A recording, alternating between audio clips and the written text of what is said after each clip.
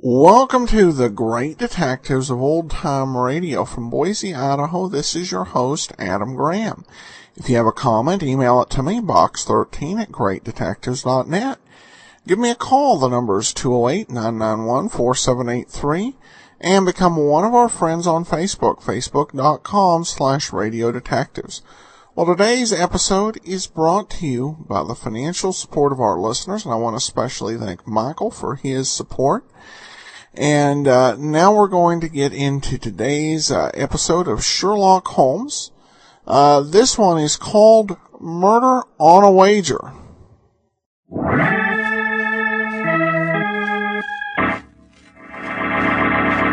From New York City, the makers of Clipper Craft clothes for men and more than 1,200 leading retail stores from coast to coast present Sir Arthur Conan Doyle's immortal character, the world's most famous detective, Sherlock Holmes, starring John Stanley.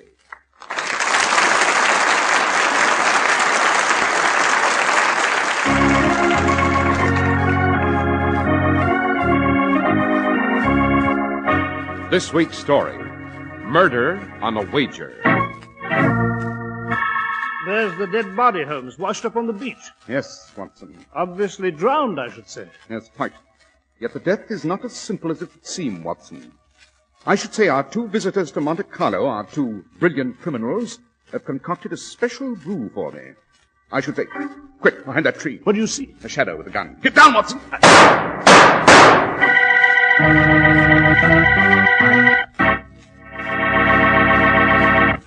I'm sure you've overheard people say, "Who is that handsome man?" Well, now, of course, everybody can't be handsome, but every man can look his very best, and it does not cost you a lot of money. The secret is this. Get a perfectly styled Clippercraft suit and topcoat, and you're the best-dressed man in any group. A Clippercraft all-worsted suit in smart spring patterns at only $45 makes your shoulders look broader, your waist trimmer, gives you that tapered-down athletic appearance, makes you feel important. And then topped off with a beautiful all-wool covert cloth or gabardine Clippercraft topcoat at $42.50. Well, people will say, "Who is that handsome man?" Clippercraft clothes look like they should cost much more, and they would too, except that more than 1,200 independent merchants have pooled their tremendous buying power to make Clippercraft's low prices possible. Compare Clippercraft yourself with clothes costing many dollars more.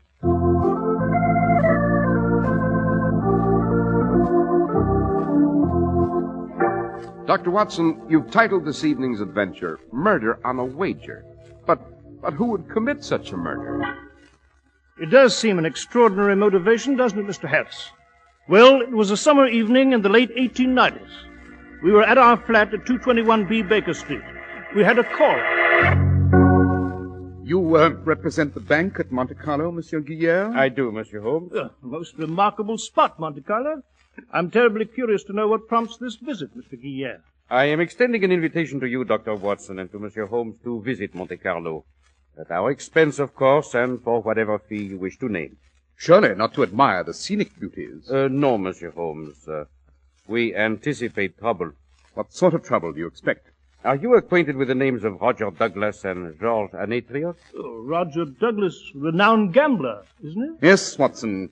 As for George Anetrios, he's an incredible character. A Greek, Douglas's counterpart in the Near East. Given to wagers of gigantic sums, though not always upon cards or dice or chemin de fer, rather on curious events and feats of daring. We maintain a secret service for the bank, Monsieur Holmes, and they told us that for the very first time these two treacherous gentlemen, Douglas and Anetrios, will meet. And at Monte Carlo. Each, of course, with his entourage of double dealers and professional killers. Exactly. I should enjoy the spectacle. Both gentlemen are experts at every conceivable form of gambling. We wonder, therefore, when the two meet, what game they will play. Might they make a wager of some sort that would endanger the interest of the bank? Might they join forces against us? We fear that the meeting of these two may lead to a disaster. We implore you to join us, Monsieur Holmes. Hardly necessary to implore me, sir.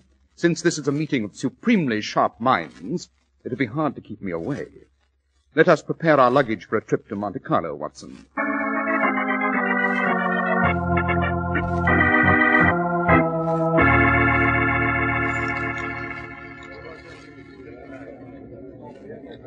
Mr. Douglas? Yes, Mr. Demetrius? I am delighted to meet you.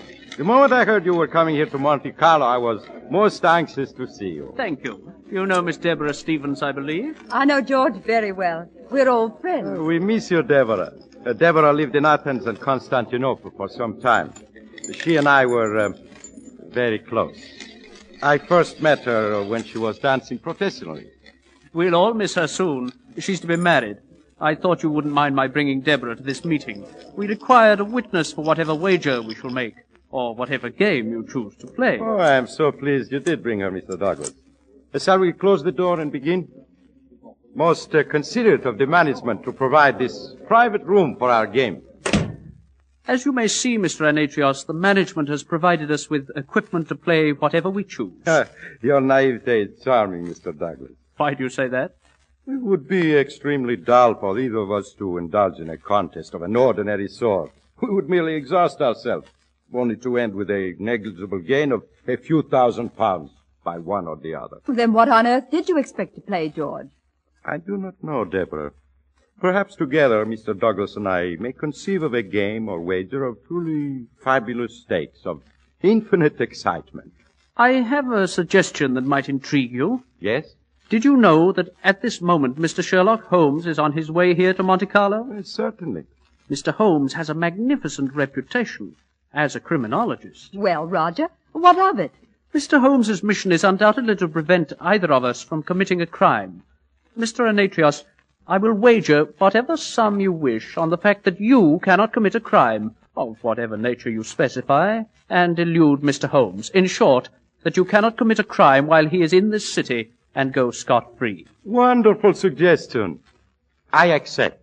Witness, Deborah? Yes, Roger. To make the wager even more alluring, I shall allow you to name the sum and the crime. £50,000? 100,000. Agreed. And the crime? No pedestrian crime will do. It must be a major crime. Arson on a gigantic scale, embezzlement for an enormous sum, or better yet, murder. Whatever you like. I control a great and efficient organization. I have years of experience in these matters. My performance should be inspired. Sufficiently to baffle Mr. Sherlock Holmes. Yes, Demetrius. Murder. Roger, you're going too far. I thought you two would play a very exciting game of cards or wage a battle together against the bank. But murder... For your £100,000, do you have a potential victim? Yes, I believe I do. Have you heard of Leslie Dixon? Dixon. Yes, a magician. I've seen him at cabarets. He is no longer a magician. I discovered he had a more valuable talent for manufacturing. Oh, manufacturing. Yes, he had designs for wheels, bird cages, marked packs of cards, where the results would always be in my favor. I placed him in business. But why do you want Leslie killed, Roger? He wants considerably more money. He's threatened to go to the newspapers. Of course, I can't afford that. Nor could you, Demetrius. It would keep the public away from our houses. This Leslie Dixon is a very tempting victim. He's here, now, in Monte Carlo. Leslie Dixon will be dead by midnight of 1 week from tonight, when Sherlock Holmes fails to identify the murderer and returns to London, defeated. I shall meet you on the evening of his departure, in this same room, where you will pay £100,000 to me. Cash, of course. Agreed? Agreed.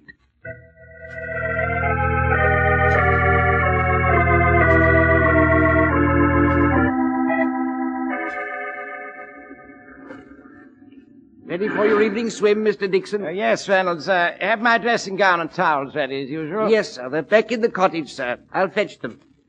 It's lovely tonight here on the beach, isn't it? Yes, Mr. Dixon. I shall return within the customary half hour, sir. Fine, Reynolds. Now for the dip.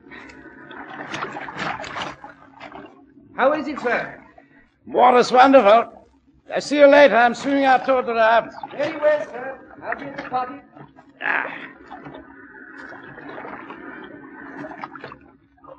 My legs. Cramp. My legs. Reynolds! Oh, my head. Dizzy. Dizzy.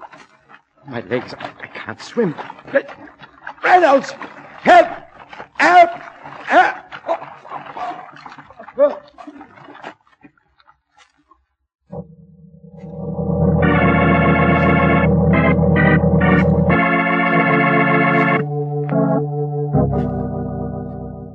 There is the body of Monsieur Dixon, Monsieur Holmes. Washed ashore here on the beach just as the police found it. Bewildering, eh, Holmes? They say Dixon was in perfect physical condition. Superb swimmer. The sea was very calm. No signs of violence.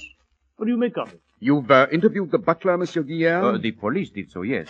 He failed to hear anything. If Dixon called for help as he drowned, the butler was out of earshot. He might simply have developed a sudden cramp. Eh, Holmes? Rather doubtful, Watson. A thoroughly experienced swimmer would not enter the water immediately after having eaten anything that might cause a cramp. Especially Monsieur Dixon. He was most careful about food. A gourmet. I see. No, Watson, I'd say this is directly concerned with a visit to Monte Carlo of Messrs. Douglas and Notorious. It would appear that the two geniuses of crime have concocted a special brew for me. I'd say... Quick, behind those trees. What is it? What do you see? A shadow with a gun. Get down!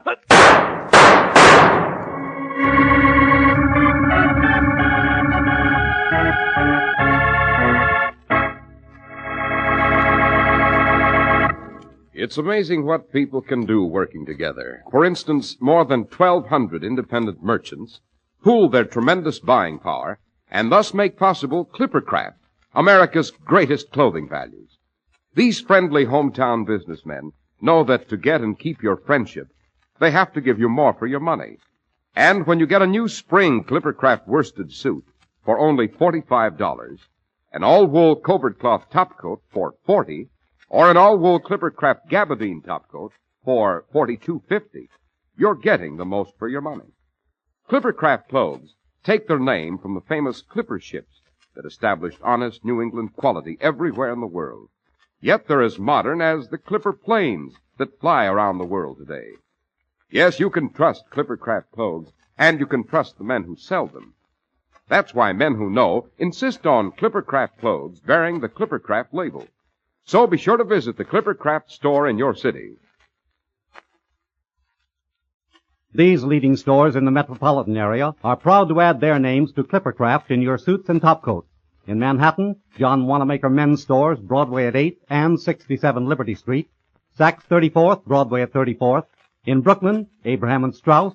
In Newark, New Jersey, Boulevard Men's Shop, Kresge Newark. And in Jamaica, the B&B Clothes Shop, 16408 Jamaica Avenue.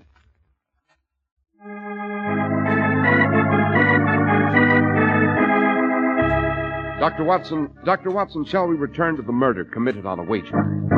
Yes, Mr. Harris, and to Monte Carlo, where on the beach in the moonlight we stood beside the dead body of Leslie Dixon. As Holmes bent over to examine the body, shots rang out from behind a tree.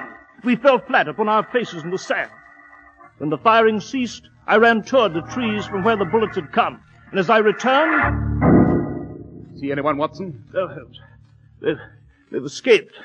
Just vanished into the darkness. It is Notorious and Douglas. They are after you, Monsieur Holmes. They are afraid you will solve the murder. Yes, their fears are well grounded. I suggest the body be removed. I shall be interested in the results of an autopsy. Autopsy? Yes. But it is obvious that Dixon died of drowning. Nevertheless, I urge an autopsy. I have good reason. I shall so instruct the police. They are most cooperative with requests made by the bank. Good. And as for me, I shall discuss this case with someone well qualified in these matters. Mr. Notorious. But he has just attempted to kill you. Now you would walk into his hands. Physical defeat has never frightened me, sir. It's the danger of mental defeat that lures me to whatever Notorious has planned. Coming, Watson?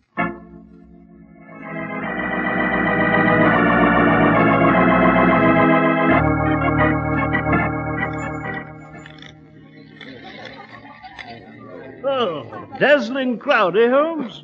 Princes, millionaires, cabinet officials, diplomats. See the Indian Rajah in the ruby-trimmed headdress there? Irrelevant, Watson. We've business with Mr. Notorious.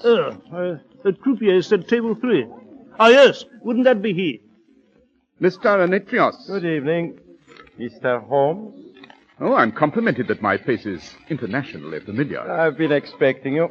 Shall we step into that private room? I wouldn't, if I were you, Holmes. You are upset by something, Dr. Watson? Yes, I certainly am, sir. If I were you, Holmes, I accept your invitation, Mr. Demetrios. Oh, before we step into the room, would you like to hold my gun, Dr. Watson? Well, Here. Perhaps it would put you at ease, huh? by Jove, I will take it. Excellent. After you, Mr. Holmes. Thank you. I shall save a great deal of time for you, Mr. Holmes. I did not kill Leslie Dixon. Didn't you? I was in the gambling rooms at the time of his death. For 2 hours previous to that, I enjoyed dinner at the Hotel Maurice. I can produce a dozen witnesses to that effect. Yes, I'd no doubt you'd have a flawless explanation. Previous to dinner, I attended a lawn party. Again, as many unimpeachable witnesses as you like. I see. I'm curious, Mr. Demetrios, about the game you played or the wager you made with Roger Douglas last night. Could it in any way have been connected with the death of Leslie Dixon? Very directly. I wagered, Mr. Douglas, that I could murder Leslie Dixon in such a way that you, Holmes, would never succeed in proving I had committed the homicide. The sum, £100,000. Astonishing. Of all the effrontery, throwing the gauntlet in your face, Holmes. Now, really, this... Very amusing. Well, there's the motive, Holmes. There's your man. I see no reason for concealing the wager. Besides, it would be unjust of me to collect. I did not kill Dixon. I intended to, yes, but I was late. I hadn't even started my plans when I had the news of his death. Hadn't you?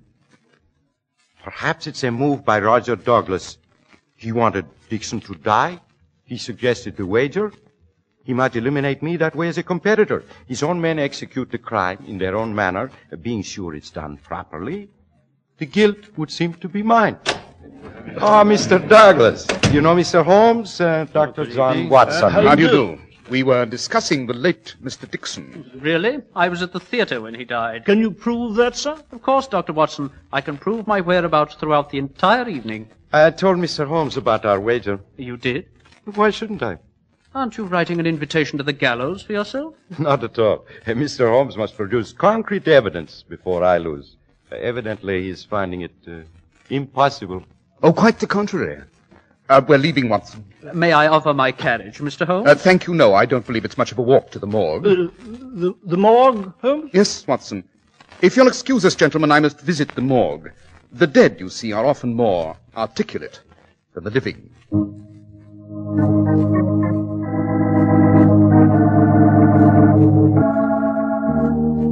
Well, there's the body on that slab, Holmes. The police surgeon said you could examine whatever you wished. Yes. I see they've already performed the autopsy. Dixon drowned, Holmes. What the dickens are you probing about for? His lungs there show clearly that he was drowned. Yes. And why did he drown? Aha, as I thought. What do you see? I see that I must pay a visit to the late Mr. Dixon's cottage. Well, Holmes, if you insist upon being secretive... You, Watson, return to the casino. Keep an eye on Demetrios and his associates. I shall meet you at the casino very shortly with a thorough explanation of the murder and the identity of the killer.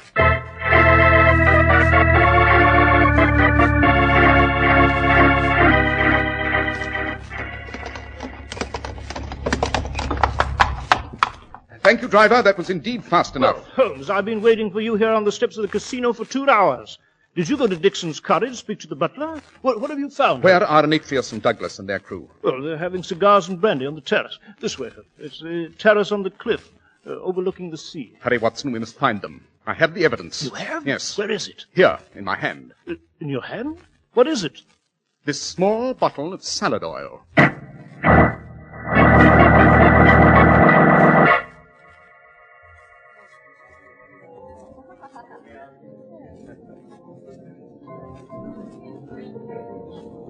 There they are, Holmes, with that girl. The table by the railing there. Oh, yes, I see it. I regret disturbing you, gentlemen. Mr. Holmes, you've met Mr. Douglas. This is Deborah Stevens. How do you How do you do? do, Miss Stevens? I presume, Mr. Holmes, you've some sort of evidence you believe will prove I killed Leslie Dixon? No, Mr. Demetrios. Your remarkable instincts are wrong, for once. Then I'm sure, Mr. Holmes, you are prepared to accuse me, believing I carried out the crime. having engineered it so that Demetrios would suffer for it? No, Mr. Douglas. But Holmes, one of them committed... Neither of them, my dear Watson. The butler? Nor the butler. Mr. Leslie Dixon was killed by you, Miss Stevens, with this innocent-looking small bottle of salad oil. Where did you find that? You know what you are talking about, Holmes. It was obvious someone had contrived for Dixon to drown. But how? There was no external evidence of violence. No, the sole possibility was that he'd been given something internally. In all likelihood, something that would cause him to lose control of his arms and legs, that would cause unconsciousness, so that when he set off on his nightly swim alone, he'd drown. Stay where you are, Miss Stevens. I've had my service revolver along this trip. I knew I'd have use for it. Go on, Holmes. So I insisted upon an autopsy. It revealed to me that Dixon's stomach lining was affected by an extreme irritant. It confirmed my suspicion. Dixon was subtly poisoned. I won't listen to this. You'd better, Miss Stevens. It's your death warrant. I raced to Dixon's cottage. I spoke with the butler. I inquired about what Mr. Dixon had had for dinner prior to his swim. His dinner included a salad prepared with a small bottle of oil. This bottle, which had been presented that afternoon as a gift to Mr. Dixon by Miss Deborah Stevens. This oil contains an overdose of camphor. Camphor, Holmes? What sort of diabolical notion? Camphor, as you know, Watson, is soluble in oil, but not in water. The salad oil was a magnificent idea. The minute amounts of camphor could easily be blended with other flavors and odors, so its presence might not be detected. Yeah, but of all the Shut up! Shut up, all of you! Camphor, Miss Stevens, is obtainable easily at a chemist's, isn't it? There's no suspicion of poison when you purchase camphor, is there? And just a bit too much of it will cause leg cramps and dizziness. Will it not, Miss Stevens? Stop it! And an autopsy might well be a routine drowning report without evidence of poisoning. Am I correct, Miss Stevens? Yes. Yes, you're quite right. At one time or another, she's been associated with all kinds of men. Lord knows what sort of mess she was in with Dixon. I was to be married next week. Dixon knew about where I've been and what I've been. He was very much in love with me, ever since we met when I was dancing in cabarets and he did his magic act. I loathed him. Every time I had a chance to marry, he would speak to my fiancée and break it up. He was going to do it again. So you couldn't wait, could you, Miss Stevens? You couldn't wait for Mr. Demetrios to eliminate Dixon. Besides, it was an ideal circumstance. If there were any suspicion of murder, it would point to Demetrios. Yes, but Holmes, the shots are on the beach. Fired by you, Miss Stevens, to create the impression that an organized gang was responsible. I won't go to prison. Dixon won't have another victory over me. I won't allow his death to send me to even more misery. No, I won't go. Here, let go of my revolver. I will get her away from you. And she's tripped. She's falling back over the rail.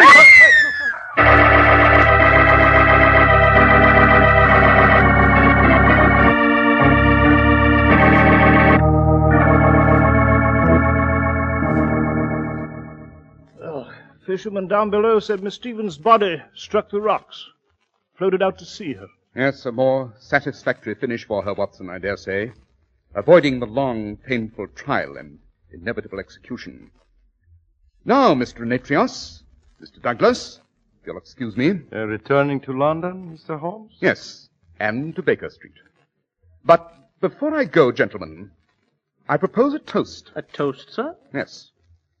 To George Demetrios and Roger Douglas, two surprisingly pleasant scoundrels. To our next meeting.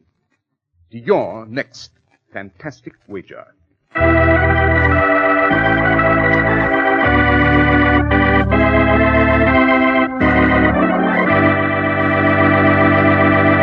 Well, Dr. Watson, that was a very gripping adventure. Indeed it was, Mr. Harris. And what adventure have you for us next week, Doctor? I have called it The Adventure of the Unfortunate Valet. It concerns a medical diagnosis, a restless corpse, and a domestic quarrel.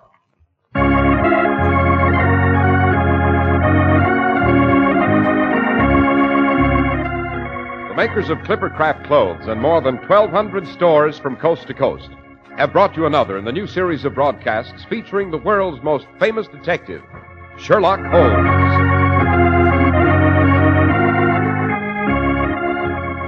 Our stories are based upon the character Sherlock Holmes, created by Sir Arthur Conan Doyle, and the program is produced and directed by Basil Loughrane.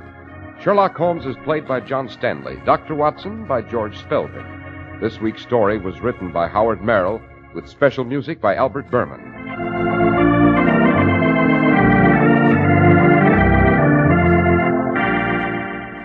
If you don't know your Clippercraft dealer, write Clippercraft, 200 Fifth Avenue, New York City.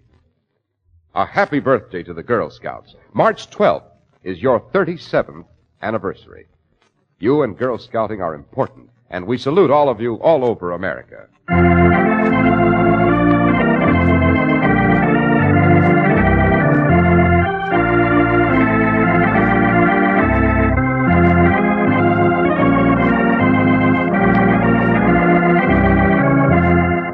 Be sure to listen next week to Sherlock Holmes in The Adventure of the Unfortunate Valet.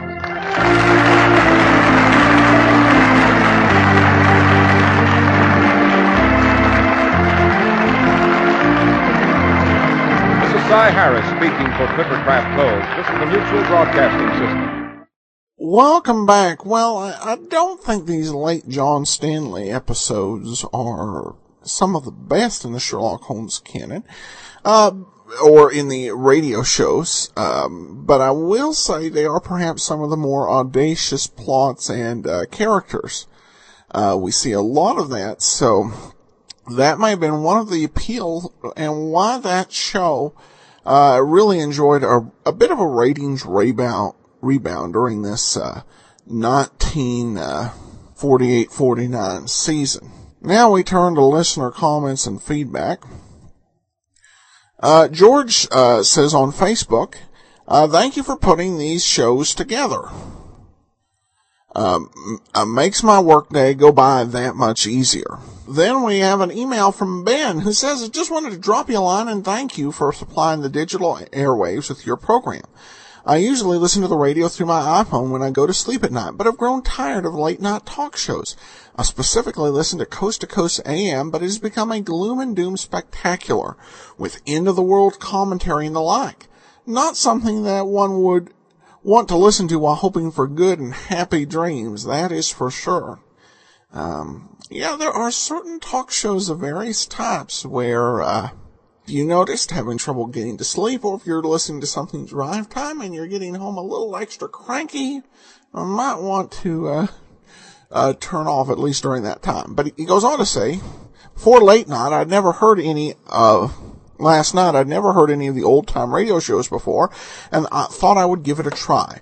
Johnny Dollar has truly opened my eyes to this new old world, since I usually don't only listen for half an hour or so and then shut the radio off. These programs are a great alternative to the late night fodder. I look forward to the Sherlock Holmes episode tonight with more to follow. Thanks again for putting this up for our listeners. I don't know if you had to actively submit it or not, but I get your podcast on an app called TuneIn Radio, which connects all sorts of online streaming centers in one convenient place. Anyway, I thank you again for the work you are doing and look forward to many hours of listening. Ben. Well, thanks so much, Ben. I think I did have to submit to that app. And I haven't done submitting feeds places in quite a while, just because the show has just grown so well naturally. With the places we submitted to at the beginning, it really hasn't been something we've had to do, but I do think I did do the TuneIn, and it's a very interesting app. It's also available for people, you can listen to radio stations and feeds. I believe they have it for the Roku. All right, well, that'll do it for today. Join us back tomorrow. Speaking of yours truly, Johnny Dollar, we'll be there with that episode tomorrow. In the meanwhile, send your comments to box13@greatdetectives.net. If you're downloading the show through iTunes, we'd love you to have you rate the show. We've got 162 ratings on the main feed, and so everyone helps us get new listeners through Apple. And follow us on Twitter, Radio Detectives from Boise, Idaho. This is your host, Adam Graham, signing off.